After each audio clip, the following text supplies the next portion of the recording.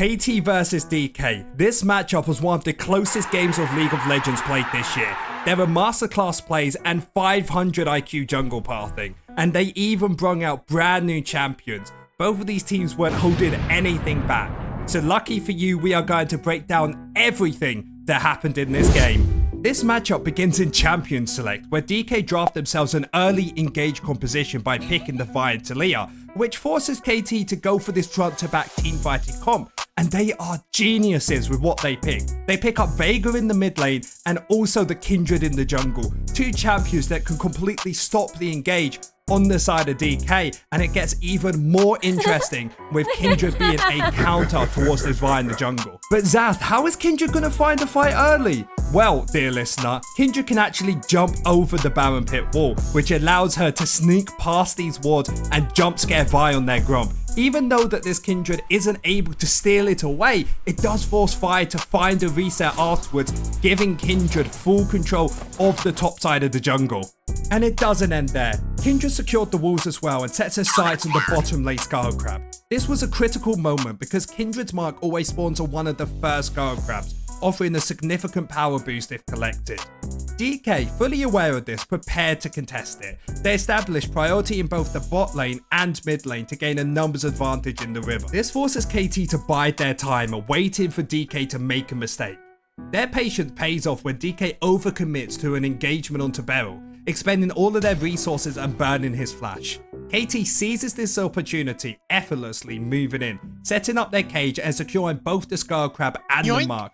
And to top this off, the top lane Scuttle Crab is available as well, giving KT an even greater advantage. That's a massive win for them, but their bot lane isn't looking too hot as Kellen finds a two-man knock-up onto Deft and Beryl, getting the barrier and the flash, and even with the roam down from Showmaker forces them to reset and use BDD's TP. A decent small punchback from DK, but overall, KT still has the advantage.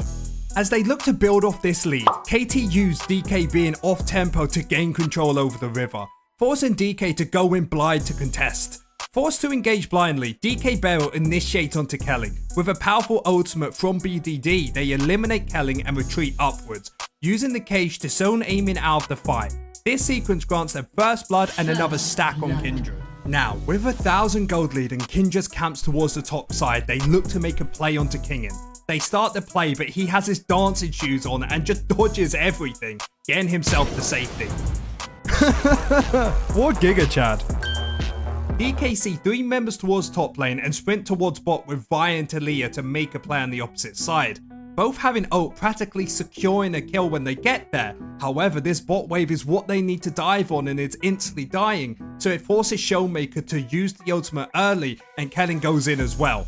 Starting the play, but without Vi there, they don't have the damage or CC, letting Des use the barrier and ult, getting DK a double kill in this exchange. There's even another cross map later on into the game where they tried to dive the Skarner in the top lane, but look at what happens. We'll see how it goes. 3 people coming on in, no teleport, and Perfect is just left out to dry as they're using quite a lot. Oh, the flash on in, and Perfect is gonna turn it around. Skarner gets himself the kill, and also their bot lane gets the full tower compared to only 3 tower plates on this Zeri. KT are fully taking over this game and getting ready for the second dragon which is about to spawn, and both teams are eager to contest it. KT has river control. Beryl attempts to engage onto Lucid but misses, providing DK with a perfect engage opportunity, with Cage and Hook on cooldown. Showmaker's Weaver's Wall splits BDD off, however a great ult from Death forces them to back off, allowing the Cage and Hook to come back up. Their goal is to try one-shot this Zeri, engaging onto Kelly. Beryl aims to protect his backline by ulting onto Vi, but Lucid flashes and Qs onto BDD, ulting Piosic before the Nautilus ult even lands. This allows DK to burst down Beryl before Piosic can use the Lamb's respite.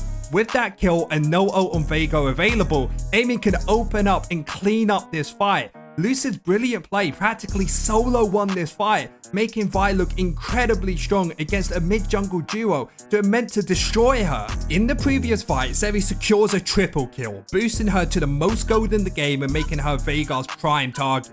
Especially when Baron's just spawned, both teams look to contest it. DK push out bot and mid, preparing to use their TPs if a fight starts, while KT seeks an engage. KT initializes onto Rakan and ults the Taliyah, aiming for a quick kill and a retreat.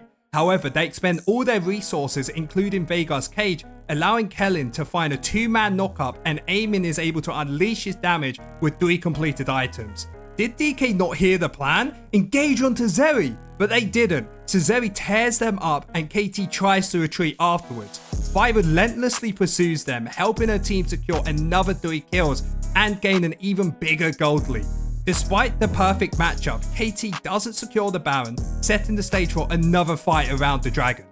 This dragon could be the last one of the game, as KT have full control over it, but DK, using the Weaver's Wall, they actually push them off the dragon, giving themselves an opportunity to walk up and clear this vision, which allows them to defend aiming a lot better against BDD, as he doesn't have that flash to get on top of her. DK start up the dragon soon after, having Vi and Kinnan on the flanks trying to pick apart the enemy comp. Vi is able to use the vision they sweeped out earlier to get behind them unspotted. She waits for Beryl to find and engage, but before she looks onto the Veigar and then ults Kindred straight away afterwards.